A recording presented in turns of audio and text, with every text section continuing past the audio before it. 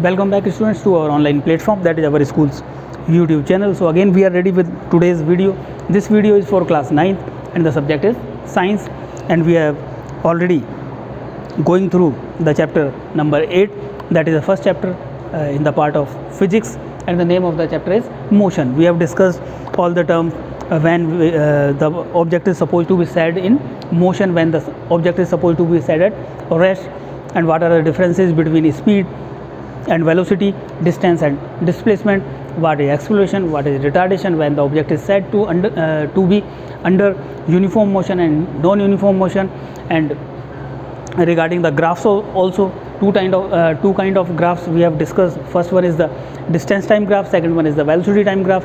Now it's the time to discuss the in-text questions, means questions given within the chapter. So we will start with page number page number 100. On the page number 100 of your textbook, some of the questions are given. First question we have already discussed, but I will repeat that again. First question is that when an object has covered some distance, can the displacement be 0? If yes, why? If not, why not? So I told you previously, if any object is moving and after some time it comes to its initial position back, then we can say that it has covered the distance, but the displacement is 0, because from where it started it came back to the same point. Suppose the object started from point A and it went back like this, like this, like this, like this, like this, like this, and reached back at point A back after covering some distance. So distance is there, this is the distance, length of this path will be the distance, but the displacement will be the shortest path between the initial point and the final point, and here the initial point and the final point is the same, that is A. So we can say there is no displacement here. Distance is there, something, length of path, length of the path, where displacement is 0, because after some time the object reached at the same point from where it started. One more example I can give. If I am standing here and I am roaming this side, and after some time I came back to my original position, so I have covered some distance, but as I reached my original position back, means the displacement is 0. So this is the first question on page number 100. You are supposed to keep in mind, you are supposed to have your textbook with you while watching the videos.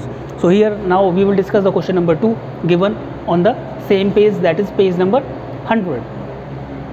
In that second question, it is given that one farmer is moving along the boundary of his square field, and the square field is like this. Square means all the sides are same and the angles are 90 degree. Each side is of 10 meter, 10 meter, 10 meter and 10 meter. It is given that we should mark the points A, B, C, D. Farmer takes 40 seconds to complete one round. So that is question number 2, and that is page number 100. Time taken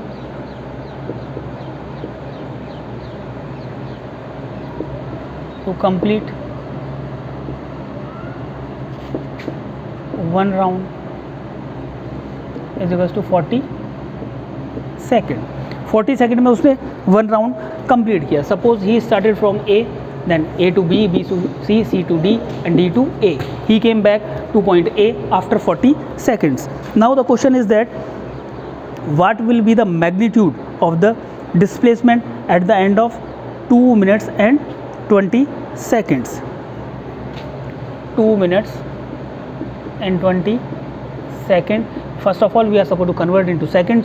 2 minutes means 120 plus 20, that is 140 seconds. So number of rounds taken,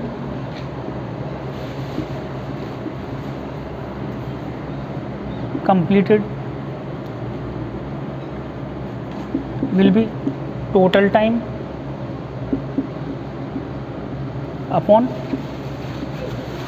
time taken in one round. Total time is 140 and the time taken in one round is 40.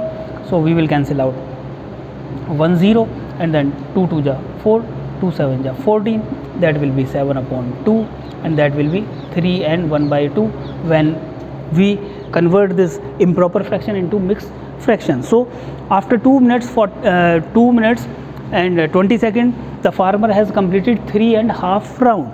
3.5 round means it started from A, 1 round, 2 round and then 3 round. 3.5 means now it will reach at point C. So after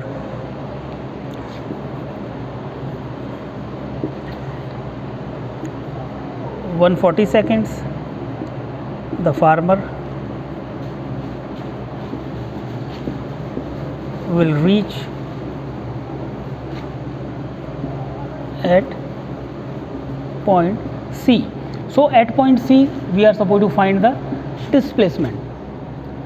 So he has completed the distance. Distance कितनी बार हो गया? 3 round हो गए. 3 round में हमारा कितना distance हो गया? 10 + 10 + 10 + 10 41 राउंड में. तो 3 राउंड में हो गया 120. 120 + 10 + 10 दैट इज़ 140 मीटर्स उसका डिस्टेंस हो गया. But displacement is the shortest path between the initial point and the final point. Initial point कहाँ से स्टार्ट किया? ए से, एंड फाइनल पॉइंट कहाँ पे है? सी पे. So A C we have to find. So the displacement will B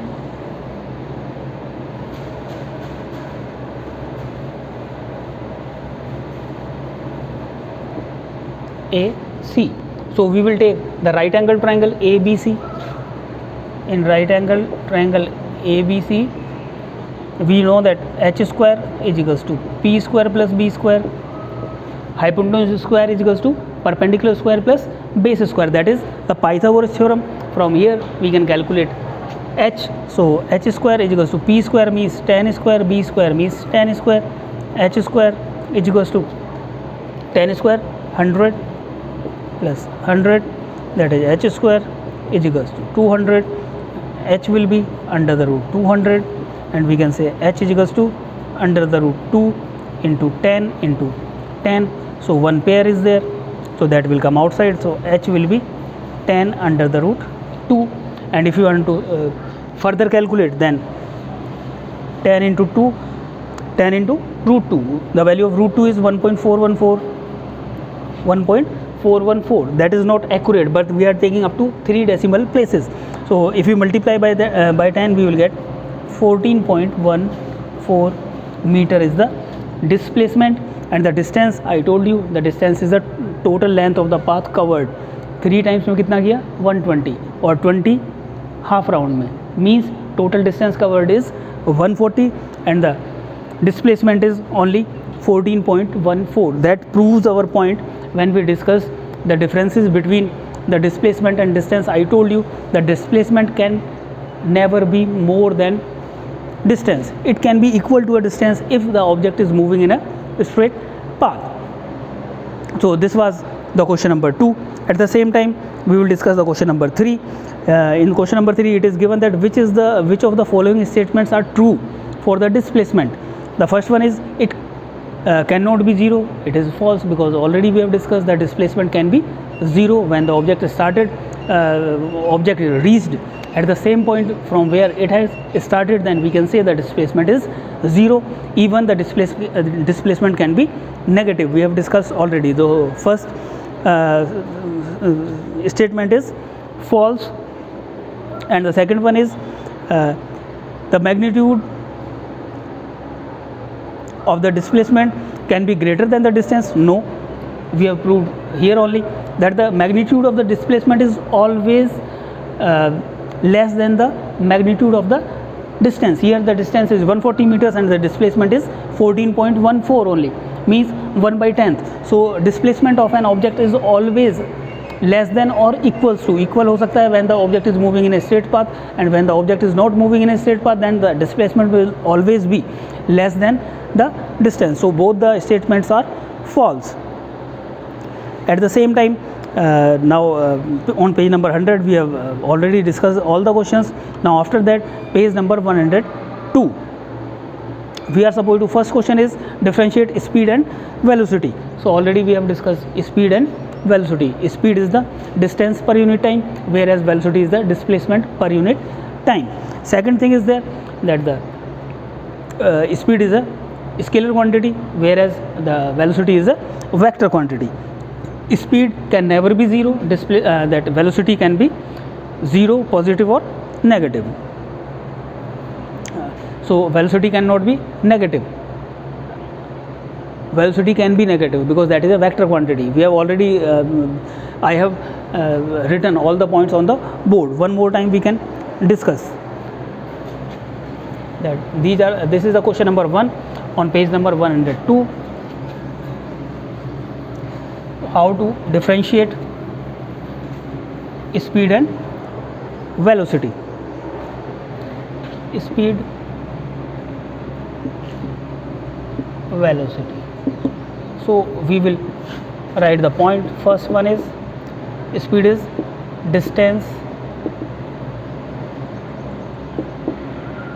per unit time. The contradictory point we will write here also. This is distance per unit time, this is displacement per unit time.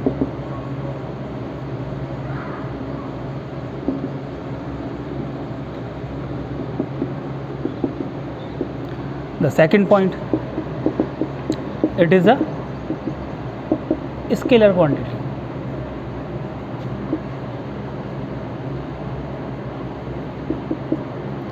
This is a vector quantity. It is a vector quantity. Third point, speed cannot be negative. It can't be negative. It can be negative. These are the three main points, which are the points of differences between speed and velocity. You are supposed to keep in the mind. Now next question is, under what conditions the average velocity of an object is equals to average speed. Average velocity average speed के equal कैसे हो जाएगी? When the object is moving in a straight path, because if it is not moving in the straight path, then the velocity will be, average velocity will be changed, because the velocity change as the direction used to change. When the object is moving in a straight path, then we can say that the average velocity, the magnitude of the average velocity will be equals to the magnitude of the average speed. And the next question is there that what does the odometer of the vehicles display? Odometer we are having in each and every vehicle, even in the bikes or in car. Odometer, 1 meter is there. Speedometer shows us the speed and odometer shows us the distance covered. हमने देखा meters के बीच में there we are having one slit. On that slit we are seeing some numbers. That is the odometer. Means odometer of a vehicle tells us that how much distance that vehicle has traveled. So next thing is that what will be the path of uniform motion. Uniform motion we have discussed already in distance time graph. That is distance time graph. That will be a straight line inclined to the time axis, shows the uniform motion. That is the path of the uniform motion. So I think we have discussed many questions, and the remaining we will continue tomorrow. But the main thing is that what the questions which we are discussing here, you are supposed to take a note of that, and you are supposed to try to solve all these questions today only in your rough notebook. If you are having any doubt, then you can message us or you can even call us. We will try to rectify your doubts so that you can easily proceed the questions given in your textbook. Thank you very much.